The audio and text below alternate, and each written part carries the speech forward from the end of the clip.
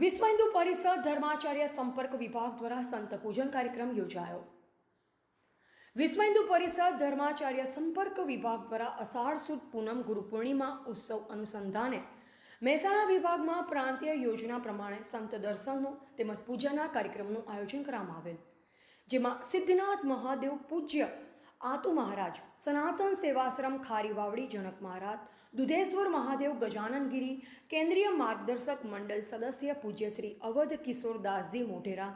સંત સેવા આશ્રમ બલોલ પૂજ્ય ગોપાલદાસજી, અવધેશ આશ્રમ ખોરસમ પૂજ્ય રામગીરી બાપુ,